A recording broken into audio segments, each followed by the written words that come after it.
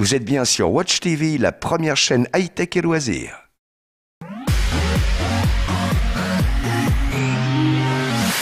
On a donc la chance d'être au volant de cette nouvelle Alpine A110. Julien Marcos, mon ami journaliste. Salut Julien. Salut Driss, comment Alors, vas-tu? bah écoute, ça va super bien. Super content donc d'essayer cette nouvelle voiture. Enfin. Parce que voilà, c'est une nouvelle voiture, vraiment. Il y a une nouvelle marque qui revient 20 ans après sa disparition.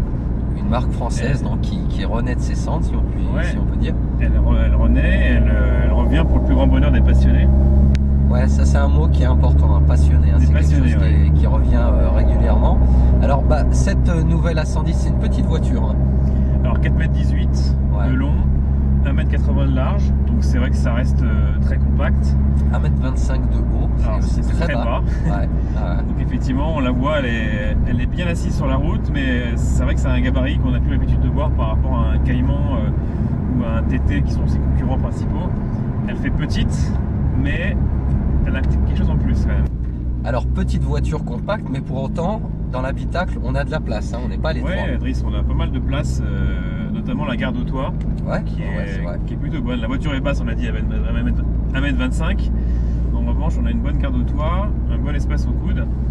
Et on a aussi des super sièges baquets quand même.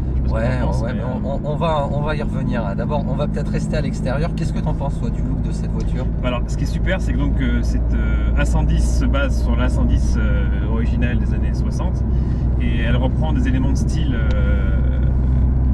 que tous les fans caractéristiques, comme ces 4 grosses optiques à l'avant. Ah, tu la reconnais de loin. Hein, alors, on la reconnaît de loin, on ne peut pas la louper. Bon, la couleur alpine, bien évidemment. La virgule sur les flancs. Le sigle alpine sur les ailes, un échappement central aussi comme l'originel. Donc vraiment il y a ce côté personnalité. On retrouve l'alpine que l'on aimait, que tous les passionnés aimaient, mais avec ce côté moderne aussi et qui est atypique, finalement qui ne ressemble à rien d'autre dans la circulation ou sur le marché. Et une sympathie. Elle attire une sympathie incroyable. C'est vrai, les gens klaxonnent, nous font signe. Tout le monde nous fait signe depuis ce matin, c'est exceptionnel. Alors, on revient à ce qui était de l'intérieur. C'est vrai que c'est épuré, mais en même temps, ça reste confortable. Hein. On pourrait la comparer avec une voiture qui a la même philosophie, c'est l'Alfa Romeo 4C. Oui. Pour autant, je trouve que c'est moins rugueux à l'intérieur. C'est confortable.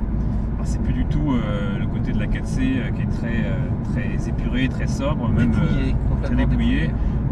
Lotus aussi c'est pareil, c'est également très dépouillé. Là c'est vraiment c'est une sportive mais avec ce côté quand même confortable, avec quand même des équipements. Alors on a une version de première édition qui est très bien équipée, qui sera uniquement destinée au lancement. 1955 unités. Toutes vendues déjà. Malheureusement. Et effectivement on a des matériaux comme le cuir, comme l'aluminium. Alors donc cette voiture elle a quand même une particularité, c'est qu'elle ne pèse que 1 tonne, 1080 kg. C'est pas grand chose. Hein. C'est un poids plume. Alors effectivement, c'est par rapport à ses concurrentes, on parlait de la TT et du Cayman qui sont plutôt dans les 1400 kg, TS. Là c'est vraiment très léger, 1400 kg pour la version sans option, 1103 kg je crois pour la version tout équipée, ce qui n'est rien du tout. Et ce qui permet d'ailleurs à Alpine de proposer des motorisations qui sont assez modestes par rapport à la concurrence. Exactement. Alors, ce gain de poids a été obtenu, tous les moyens sont bons, hein, vraiment pour gagner du poids. On a les sièges par exemple dont tu parlais tout à l'heure qui ne pèsent que 13 kg. Tu as les enceintes aussi, il y a un système audio focal avec des enceintes ultra légères. Ouais, en néodyme, c'est assez étonnant. On a pu les prendre en main hier. L'aimant est minuscule. Donc d'habitude une enceinte ça pèse pratiquement, c'est environ 1 kg. Là on est à 470 grammes par enceinte. On en a 2 plus 2 tweeters. Donc voilà, quand tu ouvres la portière, on s'est fait la remarque tout à l'heure, les portières sont ultra légères également. C'est assez étonnant. Et finalement, ça se retrouve au niveau de la conduite parce que la voiture est vraiment super agile et vraiment très légère et très joueuse.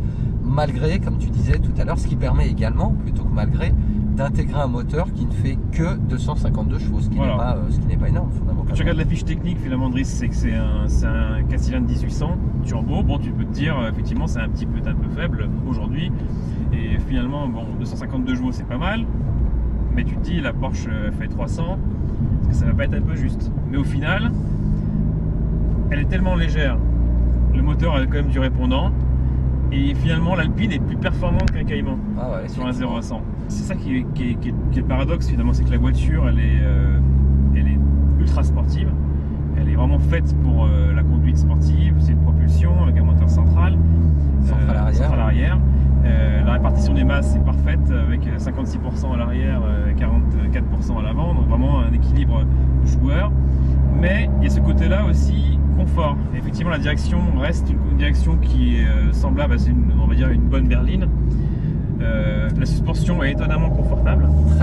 Malgré le fait qu'on soit très bas et qu'on sente bien la route, pour autant c'est pas inconfortable. C'est pas du tout radical et pourtant on a emprunté des routes qui étaient assez dures, on va dire, assez sinueuses, et la voiture reste très confortable. Donc finalement il y a un compromis qui est fait effectivement entre l'efficacité pure, mais malgré tout le confort quand même pour un usage quotidien.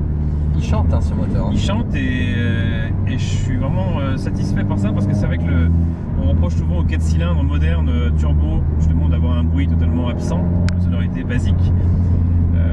Notamment les compacts aujourd'hui sportives n'ont pas une sonorité plaisante, et là vraiment il y a eu un travail qui a été fait sur l'échappement qui est vraiment extraordinaire.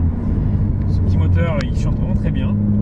Et pas besoin d'enclencher la touche sport d'ailleurs, même en mode classique finalement, il accompagne bien la conduite, il participe bien au plaisir de conduite sans être, comme tu dis, trop intrusif dans l'habitacle. Il a juste ce qu'il faut quand tu accélères, les clapets, le sifflement du turbo, pour te rappeler que tu as une voiture sportive, une voiture qui est différente, qui se distingue du reste de la production finalement. Tu achètes ou pas? J'achète, oui, parce que tu n'as pas... Enfin, tu as ce côté-là rareté, c'est cette rareté que tu n'as pas sur les concurrentes de plus grande diffusion comme le Cayman et le TT. Et c'est une propulsion avec un moteur central arrière, tu as un moteur qui chante bien, tu as une ligne qui franchement qui te plaît beaucoup. Et à conduire c'est extraordinaire. Donc j'achète, oui, si j'avais les moyens. Tout est dit, écoute, on n'a plus qu'à faire le chèque. Merci Julien.